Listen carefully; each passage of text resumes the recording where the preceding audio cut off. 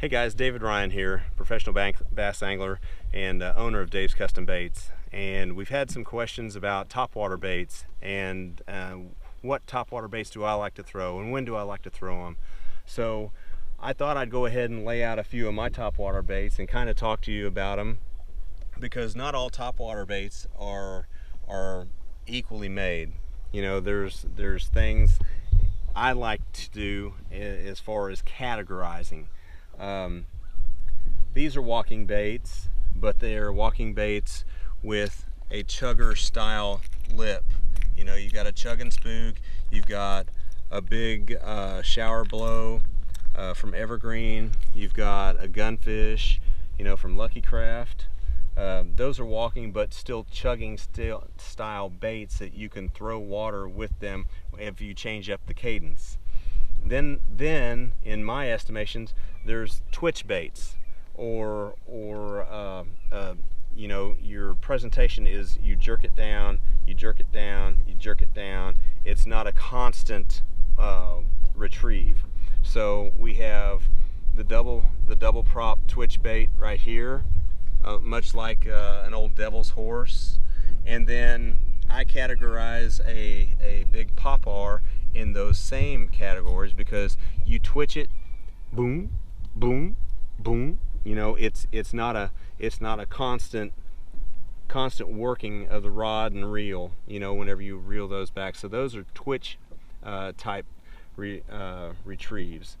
And then your regular walking bait, like your Super Spook or your Spook Junior with the one knocker, you know, those are baits that you throw out there and you're constantly reeling and you're twitching the rod and they walk back and forth all the way back to you.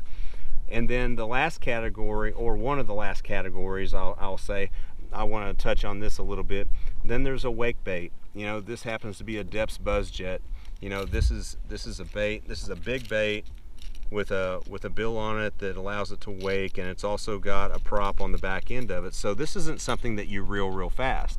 This is something that is a slow presentation, and you usually keep your rod tip at about 10 o'clock, and you're reeling it back, maybe even 11 o'clock, and you're reeling it back, and you keep that bait on top of the water, and that way it not only swims like this back and forth, but that prop's going on the back of the bait. So that's a killer as well for that slow presentation. And then last but not least, we can't forget about the Crocodile buzz bait and also the famous Whopper Plopper. Those are baits that I put in the constant retrieve category, because you throw them out there, you retrieve them back. It's not a twitching motion, you're not walking it, you just throw it out there and you reel it back. So it's a cast and wind type deal. I'm going to tell you this, is that on all of these that you see here, except for this popar and this prop bait, I will throw braid on all of these baits. I will throw 50-pound braid on my walking baits, on my walking chuggers, on my prop, or on my wake bait with the prop, and also on my retrieve baits that are the constant retrieve. The reason why I don't throw braid on my twitch baits is because when you pop it or when you twitch it and you throw slack back to it, that braid will wrap around the prop, number one, on the prop bait, but number two, whenever you throw it back at the popar, it makes it do some funky stuff, and me personally, I don't care for it. But I'll throw 20-pound monofilament.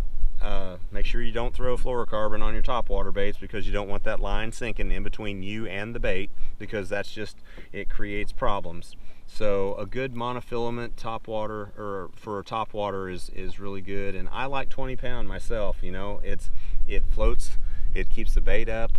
You know, you don't have to worry about it wanting to dive underneath the water or things like that. So there, in a nutshell, are the categories of topwater baits that I like to throw, and I hope this helps you out. Thanks, and make sure you tune in to TrumanLakeFishingIntel.com. Share it with your friends, and if you have any other questions, feel free to go ahead and send those to us. We'd love to hear from you.